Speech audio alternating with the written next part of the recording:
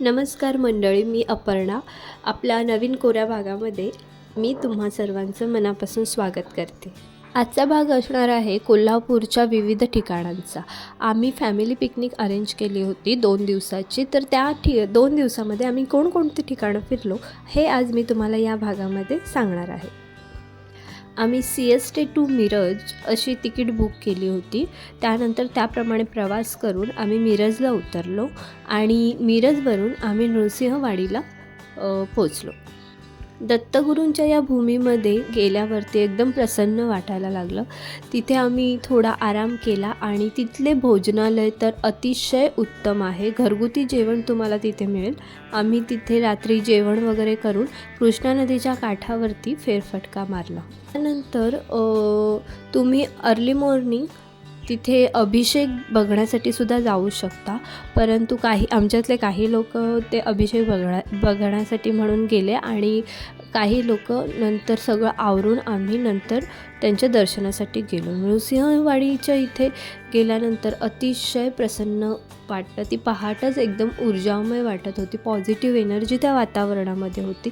कृष्णा नदी अतिशय संथपणे वाहत होती आणि त्या नदीच्या काठावर असलेले हे दत्तगुरूंचं मंदिर अतिशय सुंदर आणि लोभनीय आहे. पाहण्यासाठी अतिशय उत्तम असं हे ठिकाण आहे. तुम्ही तिथे पहाटेच्या वेळी गेला तर तुम्हाला अतिशय प्रसन्नता जाणवेल. सो आम्ही त्या वातावरणाचा आस्वाद घेत होतो. आजूबाजूला अनेक श्वान फिरताना दिसत होते. सो आम्हीसुद्धा त्यांच्याबरोबर खेळलो, छान छान त्यांना खाऊ घातलं आणि खूप त्या वातावरणामध्ये म्हणजे खूपच पॉझिटिव्ह एनर्जी आम्हाला मिळून गेली. दिवसभराच्या पिकनिकसाठी आम्ही तिथून ऊर्जा घेतली असंही म्हणता येईल.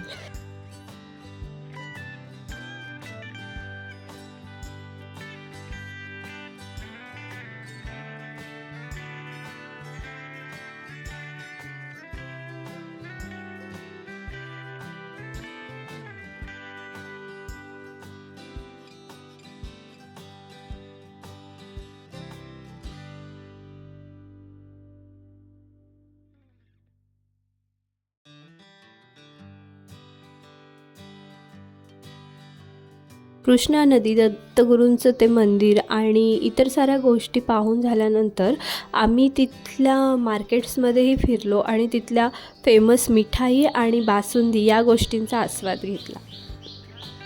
त्यानंतर आम्ही गेलो ते शिरोळ. दत्तगुरूंच्या महत्त्वाच्या स्थानांपैकी हे एक स्थान आहे.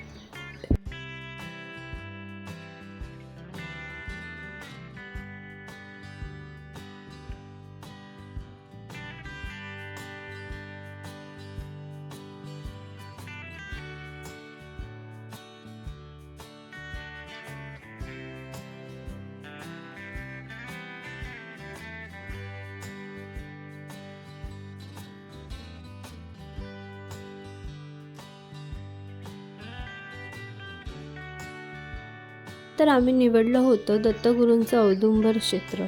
तिथेही दत्तगुरूंचं एक महत्त्वाचं स्थान म्हणून ओळखलं जातं आणि आजूबाजूचं बांधकाम किंवा आजूबाजूचे जे क्षेत्र आहे ते तुम्ही तिथे जाऊन बघू शकता. कृष्णा नदीचं हे सुद्धा मंदिर हे कृष्णा नदीच्याच काठावरती आहे. तिथे खूप साऱ्या मगरी असतात असं तिथे लिहिलेलं होतं. म्हणून त्यामुळे आम्ही काही जास्त पाण्यामध्ये वगैरे उतरलो नाही. पण त्यानंतर मंदिरामध्ये जेव्हा आम्ही दर्शन करायला गेलो ते दत्तगुरूंचं ते तेज पाहून मनाला अक्षरशः शांती मिळाली. आम्ही तिथे थोडा वेळ बसलो, ध्यान केलं आणि एक छान पॉझिटिव्ह वाईब घेऊन तिथून पुन्हा निघालो.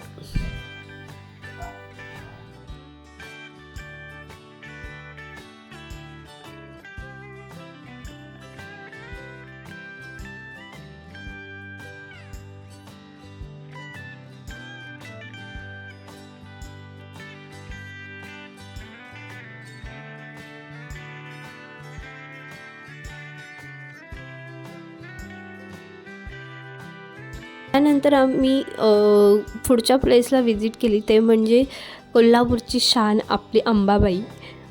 त्या ठिकाणी आम्ही गेलो आणि प्रत्येकाचं आपलं एक दैवत म्हणून प्रत्येकजण त्या स्थानाकडे नेहमीच बघतो. आम्ही तिथे गेलो तेव्हा आम्हाला सांगण्यात आलं की आता एंट्री नाही आहे, बंद झालं आहे दर्शन. परंतु अचानक कोणीतरी आवाज देऊन म्हणालं की बाबा इथून हा एक गेट सोडा, भाविकांना येऊ दे, हा लास्ट चान्स आहे वगैरे वगैरे. तर नशिबाने आम्हाला त्यावेळी जायला मिळालं आणि आम्ही अंबाबाईचं छानपैकी दर्शन घेतलं. तिचं ते रूप आणि खरंच पाहत राहावं असं तिचं ते पूर्ण स्त्रीरूप होतं. सुंदर असं अंबाबाईचं ते मंदिर. त्या मूर्तीला डोळ्यात साठवून आम्ही पुन्हा दुसऱ्या स्थानासाठी जायला निघालो. दुसऱ्या दिवशी आम्ही गेलो कनेरी मठ. कनेरी मठमध्ये अतिशय सुंदर कलाकृती तुम्हाला पाहायला मिळतील. लहान मुलं जर तुमच्याबरोबर असतील तर त्यांच्यासाठी एक दिवाळीचं जो म्हणता येईल, कारण तिथे प्रत्येक गोष्टी आहेत, सगळ्या गोष्टी आहेत. मोठ्यांनासुद्धा लहानांनासुद्धा बघता येतील, खेळता येतील, अशा खूप साऱ्या गोष्टी तिथे अवेलेबल करून दिलेल्या आहेत आणि अतिशय सुंदररित्या हा कनेरी मठ बांधला आहे. पण मी तुम्हाला जाताना एकच सांगेल की तुम्ही जेव्हा एंट्री कराल तेव्हा तिथे साईडलाच एक मॅप दिलेला असतो. तो तुम्ही पहिल्यांदा मॅप बघा किंवा त्याचा फोटो काढून घ्या. त्यामुळे काय होईल, तुम्हाला तिथे मठ फिरण्यासाठी बऱ्यापैकी अंदाज येईल, म्हणजे कुठली गोष्ट कुठे आहे हे तुम्हाला कळेल. कारण ठिकठिकाणी असे बोर्ड लावलेले दिसले नाही आहेत आम्हाला. त्यामुळे तो मॅप तुम्ही जर घेऊन गेलात तर तुम्हाला कनेरी मठ पूर्णपणे फिरण्यास इझी होईल. कारण तो 2-3 तास तरी ते फिरता येईल एवढं मोठा एरिया आहे तो. त्यामुळे ही काळजी तुम्ही नक्की घ्या.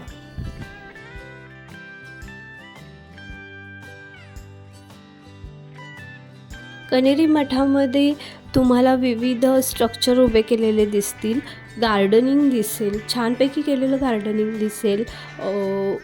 पुन्हा तुम्हाला प्राचीन शिव मंदिर हे एक महत्त्वाचं ठिकाण आहे तिथलं. अतिशय सुंदर, शांत आणि विलोभनीय हे ठिकाण आहे. तिथेच तुम्हाला आधुनिक जाळ्यात आपण अडकलेलो असताना तिथल्या आपल्या पूर्वीच्या प्राचीन संस्कृती किंवा प्राचीन गाव कसे होते, आपले विलेजचे दर्शन तुम्हाला तिथं होऊन जाईल. म्हणजे अतिशय सुंदररित्या त्यांनी ते स्ट्रक्चर उभं केलं आहे. लहान मुलांचे खेळ, पुन्हा पंचतंत्राचा वापर करून तुम्हाला तुमच्या बॉडीवरती म्हणजे कसे एक्सपेरिमेंट केले जायचे, कसे रोग नष्ट करण्यासाठी त्याचा कसा वापर केला जायचा, ह्या साऱ्या गोष्टी तिथे त्यांनी स्ट्रक्चरच्या स्वरूपात उभ्या केल्या आहेत. तुम्हाला अतिशय सुंदर वाटेल, बघूनच तुम्हाला वाटेल वर्थ आहे इथे येणं. म्हणजे पूर्ण दिवस जरी तुम्ही तिथे राहिलात ना तरी तिथे खूप गोष्टी पाहण्यासारख्या आणि अनुभव घेण्यासारख्या आहेत. तिथे तुम्ही स्वतःच्या अनुभवांबद्दल म्हणजे जुन्या अनुभवांसोबत रिकनेक्ट व्हाल असं मला वाटतं.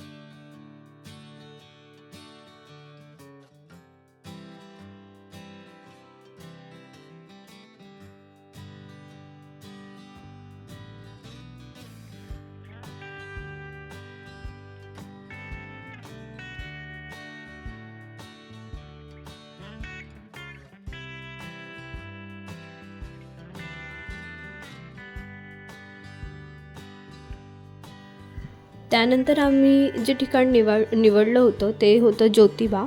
तिथे गेल्यानंतर सगळीकडे पिंक पिंक पिंक असं गुलाल दिसत होता आणि त्या गुलालामध्ये सगळ्या भक्तांची भक्ती न्हाऊन निघाल्यासारखी दिसत होती. अतिशय सुंदर असं ठिकाण आहे ते सुद्धा. तुम्ही नक्की व्हिजिट करा या ठिकाणालाही.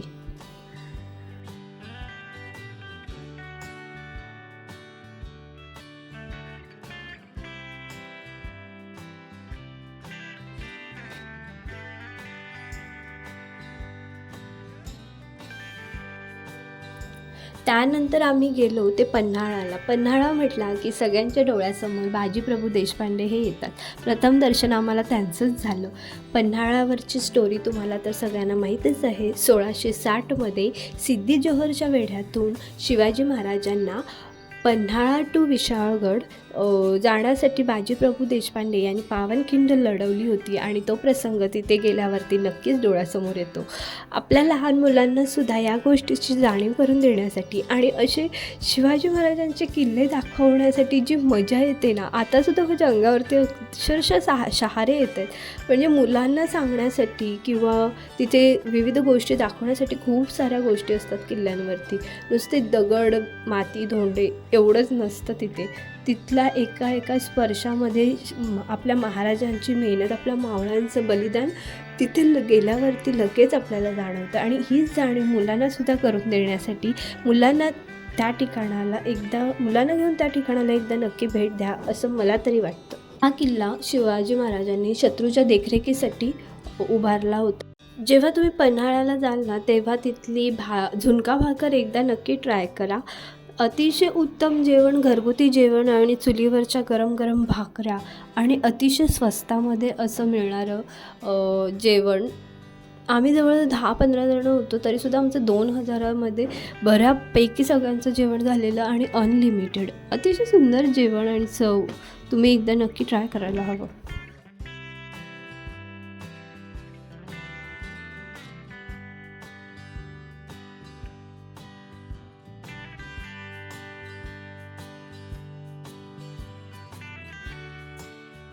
तर आम्ही ह्या ट्रिपमध्ये अजून एक ठिकाण कवर केलं होतं, ते म्हणजे खिद्रापूर. खिद्रापूर हे सर्वांना माहीतच आहे. याविषयी मी एक सेपरेट व्हिडिओसुद्धा बनवला आहे, तो तुम्ही नक्की पहा. खिद्रापूरमध्ये पाहण्यासारखं आणि अतिशय विशेष म्हणजे फेमस असं एक ठिकाण म्हणजेच तिथला स्वर्गमंडप. त्यासाठीच खिद्रापूर मंदिर हे नावाजलेलं आहे. तिथे विविध मूवीजच्या शूटिंग वगैरे झाल्या आहेत. सो तुम्ही त्या साईडला गेलात, कोल्हापूर साईडला, तर तुम्ही एकदा खिद्रापूर मंदिराला नक्की भेट द्या.